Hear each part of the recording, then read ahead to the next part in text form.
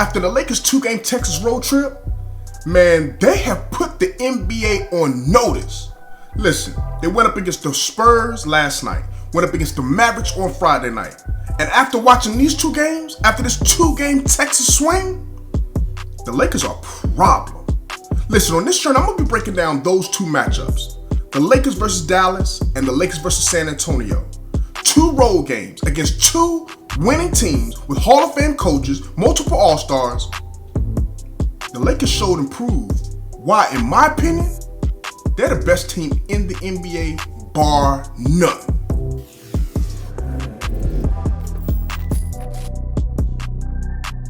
Welcome back to Journey of a Ballaholic, the best talk show for basketball addicts. I'm your host, General Hannibal X. Now, in this episode, we're going to get down to the nitty-gritty, the LA Lakers. This team here, number one, put a disclaimer. The Lakers are my favorite team. There is no question about that. But when I try to be subjective and grade them based on what I'm seeing with my eyes, with the basketball knowledge that I have, this not only, in my opinion, is the best team in the NBA today, this right here has the potential to be one of the best teams of all time. I'm not saying that as far as like hyperbole. Listen, the Lakers came out there on a 2-game road trip. And granted, everything I'm saying is early. We're 6 games into the NBA season. I get that. But we can't discredit game 1, the Lakers losing to the Clippers, any more than we can discredit games 5 and 6 where you win on the road. You can't discredit the first game just like you can't discredit the last game of the season. They all count, and every team's going to continue to get better. Every team will continue to develop chemistry, continuity. I get that. The Lakers are no exception to that either. They'll continue to get better, and we'll speak on that in a little bit. But as of today, and what I saw over this past weekend, oh man, that's special. I'm gonna tell you why. Let's start with the first game. The Lakers versus the Dallas Mavericks. The Dallas Mavericks were coming in with only 1 loss. They had just came in to Denver and smacked Denver around. Dallas has, in my opinion, a budding superstar. Not a budding all-star. Not a borderline all-star. I'm talking about a budding superstar in Luka Doncic. Luka put up an insane game. Triple-double. Magic Johnson type triple-double. He did that against arguably the best player in the game.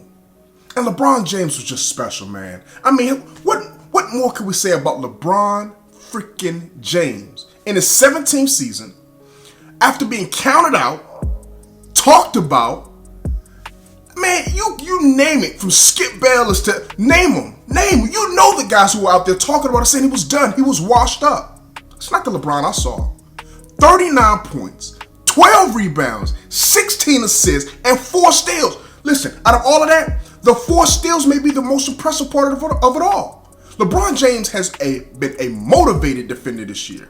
He's played defense, in all honesty, he's played better defense through the first 6 games than I've seen him play the last 2 to 3 seasons. No lie. He's getting down in that chair. He's sitting down and locking in. He's fighting over screens. He's stepping up to close out on defenders.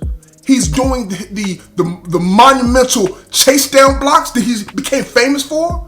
Like, he's giving you everything you want. He's like a spy out there, like a linebacker, probing the defense, looking when he can pick off a pass. He's doing it. Defensively, he's giving you the energy and effort. He's not the all-NBA defender he once was. We're not going to go that far with it.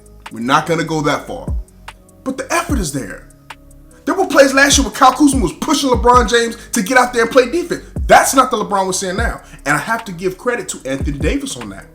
I have to give credit to LeBron on that, Frank Vogel on that, Lionel Hollins. This coaching staff has created an environment, a culture of defense first. People forget, Frank Vogel led the Indiana Pacers to 2 back-to-back first-team defenses in the entire NBA with the Indiana Pacers. He led, Lionel Hollins had one of the top defenses in the entire league when he was with the grit and grind in the Memphis Grizzlies. Jason Kidd is one of the best defenders of all time. You put these 3 defensive minds together and they form a culture, a structure that the players then have to try to coexist in. And when you bring in Anthony Davis, who's a bona fide superstar, who has led the league in shot blocks on 3 different occasions, who's been a first-team all-defender before, who comes in saying, I want to be defensive player of the year. And he's backing that up. See, nobody's not coming out here just talking. These guys are backing it up. Anthony Davis leading the league in shot blocks. Leading the league in shot blocks, averaging 3 a game. So when you mix LeBron's resurgent effort on defense, when you mix in Anthony Davis and his elite shot blocking, and then you have guys like Avery Bradley and Danny Green, who've been all defensive members before, they're competing.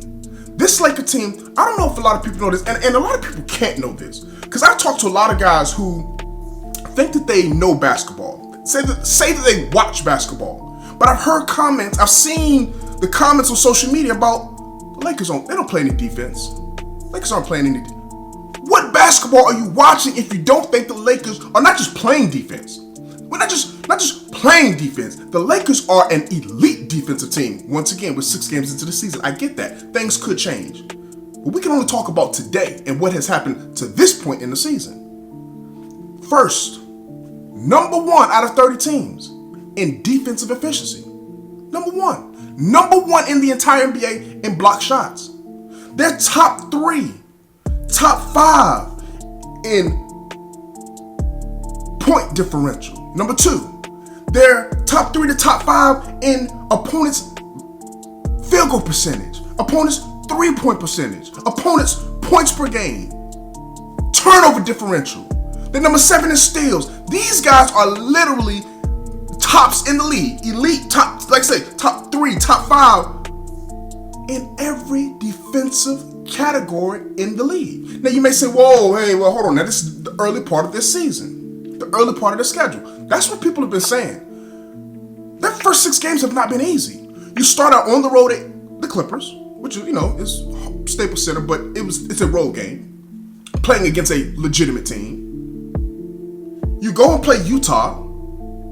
You play back-to-back road games against San Antonio and against Dallas. So 3 of your first 6 games are on the road. 4 of your first 6 games are against legitimate teams that, in my opinion, the Spurs, the Mavericks, the Jazz, and the Clippers, that's all 4 playoff teams. 4 of your first 6 games are against playoff teams. And you are ranking at the top of the leaderboard in defense. So when I look at guys like Avery Bradley, when I look at guys like Danny Green, and that's a guy I haven't even mentioned yet, that to me has been the unsung hero on the defensive end. And that's Dwight Howard, people. We've heard so much criticism about Dwight Howard that it kind of overshadows his ability. And it kind of overshadows the IQ, the athleticism, the effort, the tenacity that he brings on the basketball court. Listen, this Dallas game, that's as impressive as it gets, in the sense that you're on the road. Luka Doncic has it going. I love the effort that Avery Bradley was trying to give him. He's too small to guard him. We tried to put every person on there that we could. Go to the end of that game. Go to the end of the Dallas Mavericks game, and what you'll see is a great coaching move. And I've been very impressed by this coaching staff. Specifically, and I got to give him his props, is Frank Vogel. At the end of that game, when the score was tied, Luka Doncic had been lighting the Lakers up. LeBron tried his hand, Green tried his hand, Bradley, everybody tried to handle Luka. He just had it going. I mean, with his size, his shooting ability, his creativity, he's a problem. Like I said, he's a budding superstar, and I can't even say going on a limb. He's going to be an all-star this year. That's not even going on a limb. That's no stretch of the imagination. Luka's an all-star this year. He's a superstar in the making. And at the end of that game, the end of regulation against the Dallas Mavericks, Frank Vogel put our best defender onto Luka Doncic. 6'11" Anthony Davis. He said, you go guard Luka. And what did it do? We got the stop on Luka. Danny Green's got to be a little bit more disciplined, though. He's got to be a little bit more disciplined. He came off the perimeter. He left, I think it's Dorian Smith, left him in the corner for a wide open 3. But Davis was able to get Luka to, he bit a little bit. I gotta give Luka his credit. He got Davis to jump just enough to kind of get past him where Danny Green felt he had to help. But Davis' size got him to attack the basket versus thinking he could shoot that fadeaway or that step back jumper that he'd been hitting over everybody else the entire game. So I love that coaching decision. Once again, they hit the 3. We're down 3. And I gotta give Frank Vogel his credit. Once again, I love the plays that I'm seeing from this man. I heard today on Skip Bayless saying how LeBron James ran from the opportunity to take that three to tie it up. Come on, Skip. You're better than that, brother. You're better than that. Frank Vogel, you got to give him his credit. That was a heck of a play. The play started with Danny Green taking the ball out of bounds, kicking it into Bradley, swinging it to LeBron James on the opposite side of the court from where it was taken in. And you got to think about how the defensive minds work. The focus on defense is LeBron James and Anthony Davis first and second. So when LeBron gets the ball on that wing and Davis is coming up to set that screen, the first thing you're thinking is LeBron's coming off that screen for a three, so I got to play that. Second thing you're thinking is Anthony Davis, after he sets that screen, is going to pop to the three for a three. So that's what the defense is focusing on. All 10 eyes from the Mavericks is focusing on those two. And LeBron comes off that screen and gets downhill. It's just a natural instinct that when LeBron James has the ball and he's attacking the basket, you got to look. But look at the other defenders on the court. Look at the other spacing that Vogel gave us on the court. Look at the amazing screen that was set by Dwight Howard on the weak side. When Danny Green comes in and the timing of the play was so immaculate, where Skip Bayless said, this is a play you only won with 2 seconds left. No, it worked with 6 seconds left in the game. Green passes it in, slowly waits for the screen to get set up. Dwight Howard sets a monster screen, but it wasn't enough. So Dwight Howard, the vet that he is, said, I can't let this man get to Danny Green. That's where the ball's going. I know where the play's going. If I set aside a screen, but I need a little bit more. I got to do a little bit more. And he reaches out and grabs it. It was a foul. There's no question about that. It was an absolute foul. The risk of getting an offensive foul was worth the reward.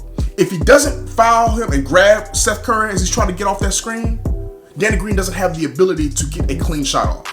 But just that split second of holding him, that vet move to reach out and grab him by the waist, allowed Curry to not be able to close out under control. Steph Curry then had to jump. He had to try to make up for that space, that extra split second that Howard took from him by holding him, and he jumped, went off his feet.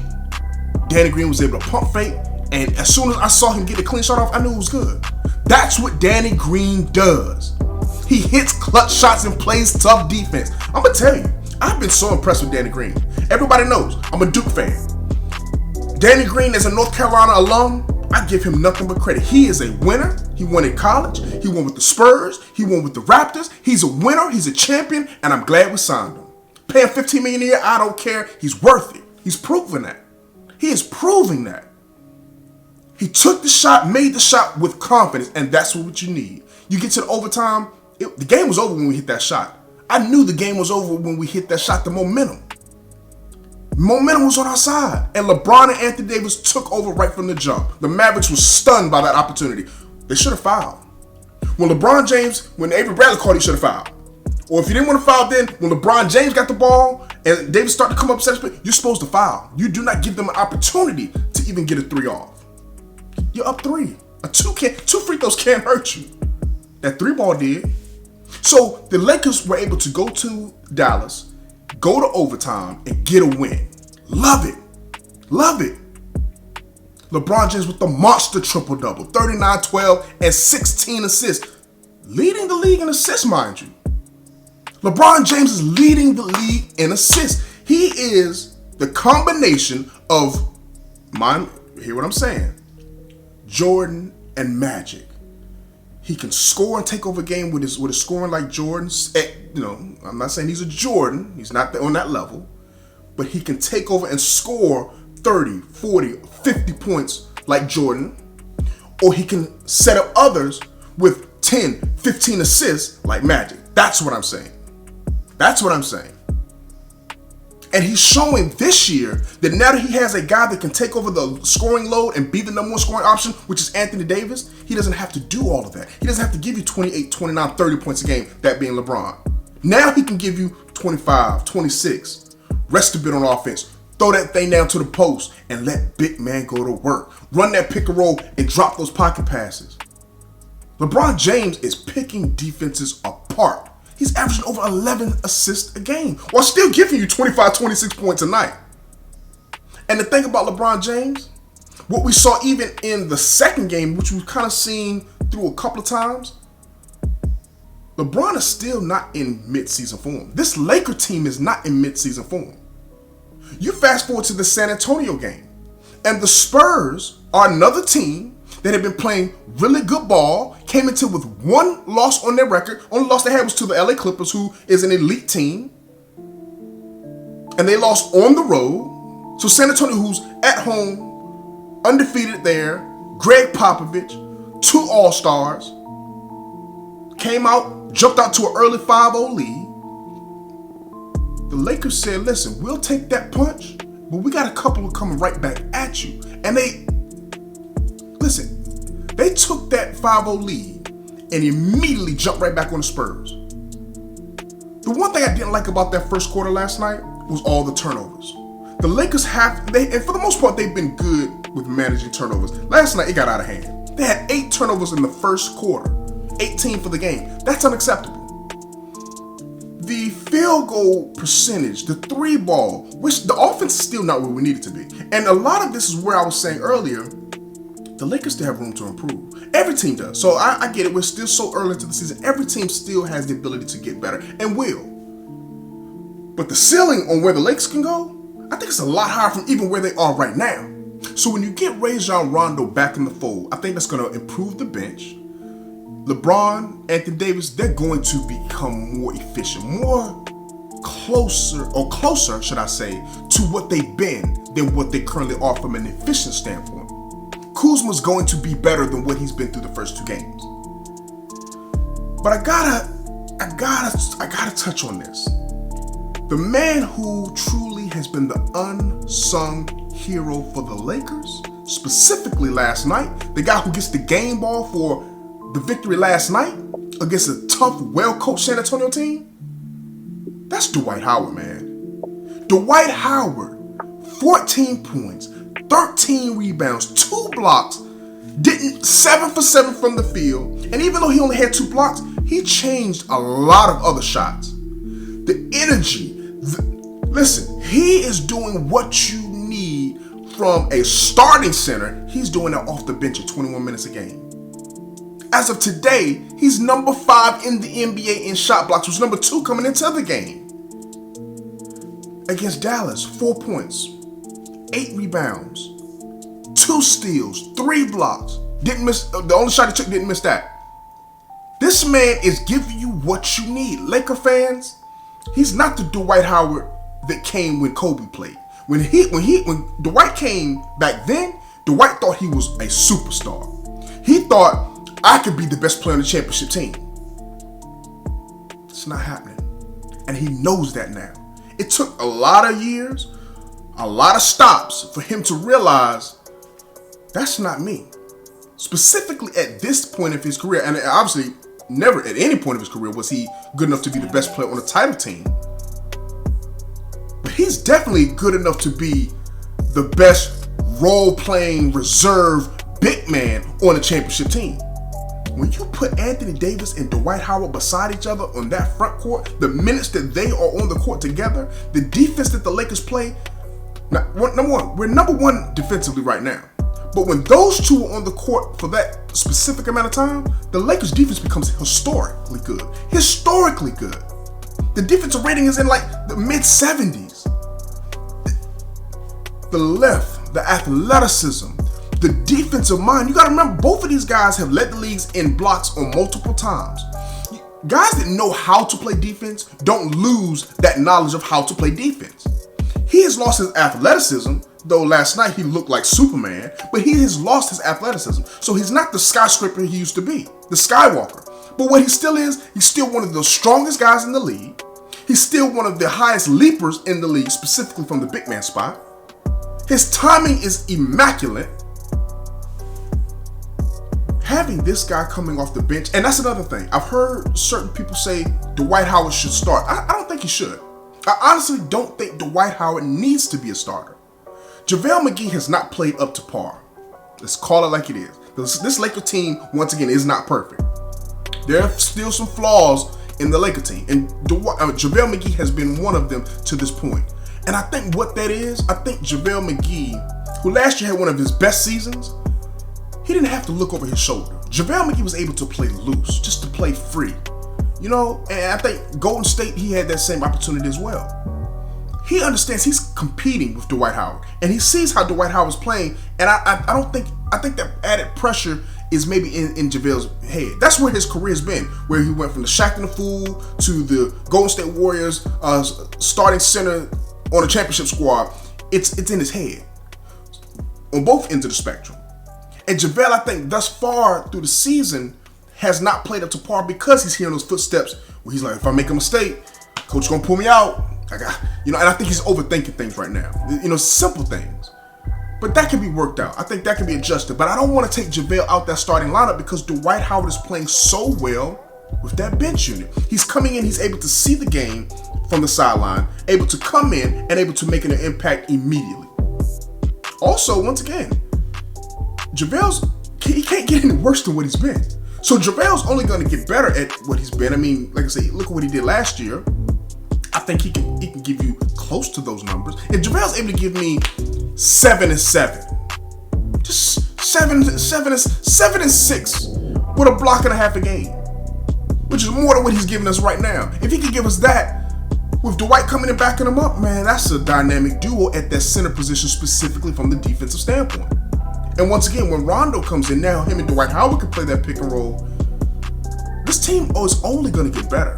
That's the scary part about the Lakers and their current situation.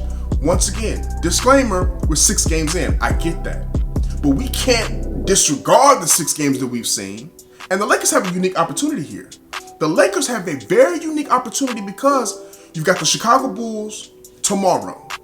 Now, unfortunately, Avery Bradley took a hit to the knee. So I think they did some x-rays and everything came back negative. So it's not a major injury, but more than likely he's going to be out tomorrow. The Chicago Bulls are a team that the Lakers should beat. And that's one of the things that separates the good teams from the bad teams. The good teams find ways to win games. Bad teams find ways to lose games, right? The Lakers against the Dallas Mavericks, and I'm not calling Dallas bad, but the Lakers found their way to win that game. When they were playing against the Spurs, the Lakers were up 13 at halftime. You jumped up to a 19-point lead. Looked like you're about to blow the doors off, and they got disinterested. Spurs, too well of a coach team to just get disinterested against, and they marched all the way back and I believe tied the game up at 90. Before the Lakers had to figure out how to win the game on the road, and they did that. The Chicago Bulls are a team that you have to put away. It's a 3-game road trip. You've won your first 2, the toughest 2. But the Chicago Bulls are that team that certain teams kind of overlook. And I'm hoping that the Lakers are not that type of a team. I'm hoping they come out, punch them in the mouth early, put the nail in the coffin, and send them boys to bed. Early. Don't play around with a young team and let them get more motivation. Chicago has a lot of young talent. Zach LaVine, love him. Lauri Markkanen, Wendell Carter Jr., Kobe White off the bench. They've got talent over there. Otto Porter, Satoransky. So you don't want to play with those young boys and give them confidence. Put them away. Put them away, and then you are set up to be 6-1 with your next 2 games at home against really good teams. You got the Miami Heat, who's 5-1, playing lights out basketball as they beat the brakes off of Houston last night. I think they were up like 40-something to 14 or something early. Like, I don't know if I think them Houston boys went down to Miami and was out partying Saturday night or something, because there's no way in the world you're supposed to have that kind of talent that you have on that team and get beat like that.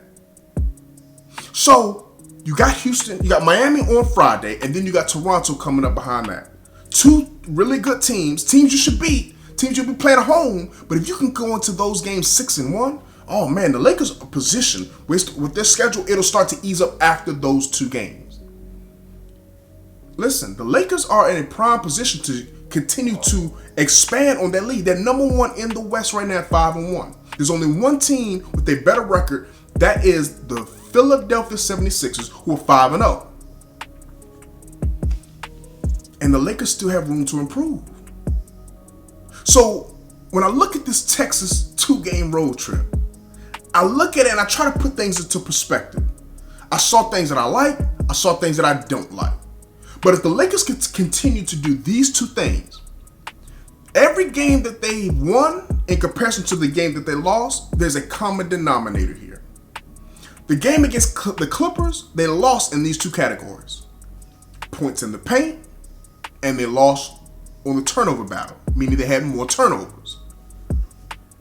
Every other game, the other 5, they've won points in the paint, and they have either won the turnover battle or were tied. For instance, last night was the one game which they were tied, but they didn't have more turnovers than the other team. So if they protect the ball and continue to create turnovers for the other team, and they're able to pound the paint with LeBron, with Davis, with Howard, pound the paint, they're going to continue to win games. Once again, I told you, this is not a perfect team. And one of the biggest areas that they have to get better at, that's on the glass, man. You have too much talent. You have too much size, too much athleticism to be getting out-rebounded. The Dallas Mavericks out-rebounded them by 20 rebounds. They even lost to the San Antonio Spurs. I think we got out-rebounded by 5 rebounds last night. The Lakers are being out-rebounded on the season. They have a negative rebounding differential right now. That's unacceptable. I think they ranked 16th in rebounds, 22nd in rebound differential as of today. That's unacceptable for the size that you have and the athleticism and the talent that you have up front. So if they clean up the rebounding, and it's not the big men's fault. In all honesty, it's not their fault. Like I say, LeBron's averaging about 8 rebounds. Anthony Davis giving you 12 and a half. Dwight Howard's giving you about 7, 8 rebounds a game. It's the guards. Guys like Bradley and Green and Cook and KCP and Caruso, they're playing tough defense on the perimeter, but they're not boxing out. You got guys like Patrick Beverley getting 10 rebounds on you. DeJounte Murray getting you double-digit rebounds. You gotta box out. You gotta box out. So if they clean up the rebounding, continue to get efficient shots, which I think will continue to work out as they continue to learn that offense and get that chemistry and continuity amongst themselves, this Laker team is scary. I'm going on record as of right now to say the Lakers are the best team in basketball, even over the Sixers. We'll get to that later. That was my preseason finals matchup preview, was the Lakers versus the Sixers. And thus far, those two teams are the number 1 in their conferences and are proving to be as good as I thought they were going to be. That's going to be a heck of a matchup if we get to that. But we got a lot of games left. Lakers got 75 more games left. So we're going to revisit this conversation. But please, make sure you subscribe to the channel. I appreciate you taking a look at this video. Hit that like button. And don't forget to tap that notification bell so that you can stay updated with the journey of a Ballaholic.